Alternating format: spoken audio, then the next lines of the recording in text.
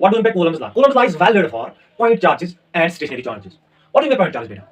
Charge के बीच में जो सेपरेशन है वो हाई है, चार्ज के बीच में जो सेपरेशन है वो हाई है, एज कंपेयर टू साइज वो कम है, एज कंपेयर टू साइज वो कम है बेटा।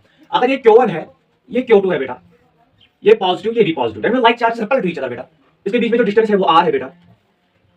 अगर मैं इस पे फोर्स लगाऊं बेटा, force on 2 due to 1 and force on 1 due to 2 बेटा, ये अपोजिट डायरेक्शन में है बेटा। By Newton third law F12 is equal to minus F21, minus क्यों आया, दैट मींस अपोजिट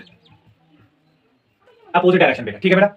अब F किसके बराबर है बेटा, F equal to K Q1 Q2 divide by R square बेटा, डिवाइड बाय R। अब इसका मैग्नीट्यूड बेटा, F12 का magnitude is equal to F21 is equal to F बेटा, F equal to K Q1 Q2 divide by R square, divide by R square.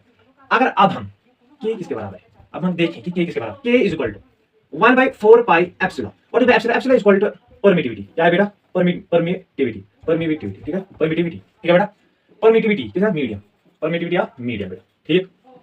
फिर for air, for free space, for vacuum, K किसके बराबर है, K is equal to 1 by 4 pi epsilon not.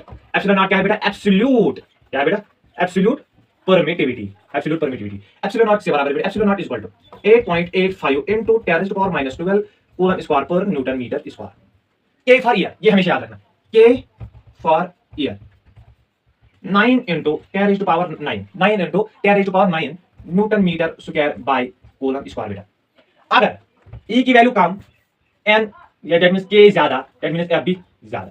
अगर epsilon naught minimum value है, that means force की maximum value होगी बेटा, force की मैक्सिमम वैल्यू होगी। इसमें इलेक्ट्रोस्टैटिक फोर्स आता है बेटा। Electrostatic force is a conservative force. What do mean conservative force? Conservative force did not depend upon path, it only depends on the initial and final point. Work in a round trip is equal to 0, ये हमेशा याद रखना, work in a round trip is always equal to 0 बेटा। जो for F follows inverse square law, that means F is inversely proportional to 1 by R square beta, 1 by R। F acts along line joining two charges, that means center force beta, that means center force beta। Thank you।